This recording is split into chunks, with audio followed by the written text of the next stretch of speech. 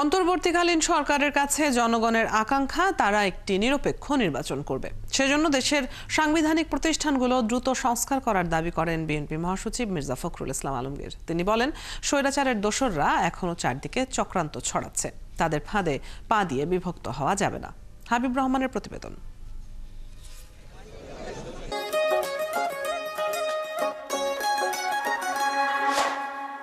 July August মাসে স্বৈরাচার সরকারের নির্বিচারে হত্যা আর ১৬ বছরে সরকারের নির্যাতনে শহীদদের জন্য কেন্দ্রীয় শহীদ মিনারে এই স্মরণসভা। বৃষ্টি উপেক্ষা করে হাজির হন শহীদ পরিবারের সদস্য ও আহতদের স্বজনরা। নেতাকর্মীরাও হাজির হন বৃষ্টি উপেক্ষা করে। বিএনপি মহাসচিব মির্জা ফখরুল ইসলাম আলমগীর বলেন, হায়নার মতো এখনও আক্রমণ করে নৈরাজ্য সৃষ্টি করতে চায় আওয়ামী লীগ। এই ষড়যন্ত্র মোকাবেলা করতে হবে। পরিষ্কার বোঝা যাচ্ছে যে তারা এখনো আবার হায়নার মতো লুকিয়ে আছে, যে কোনো সময় তারা আক্রমণ করবে।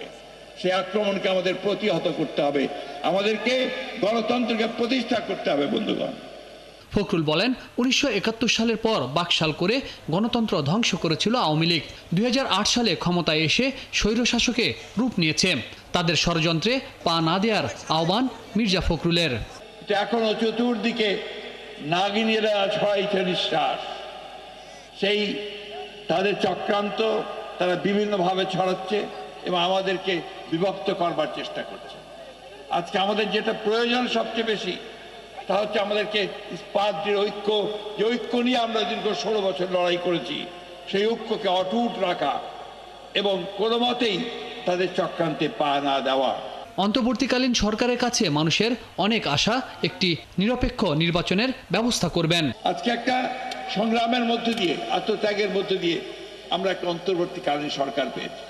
এই অন্তর্বর্তীকালীন সরকারের কাছে জনগণের প্রত্যাশা আকাশচুম্বী।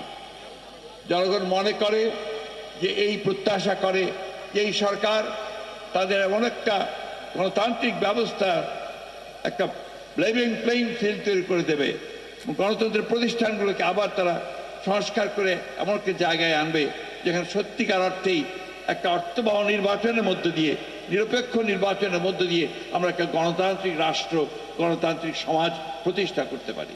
আন্দোলন সংগ্রামে যারা নিহত ও আহত হয়েছেন তাদের সকলকে রাষ্ট্রীয়ভাবে মূল্যায়ন করা হবে বলেও জানান তিনি।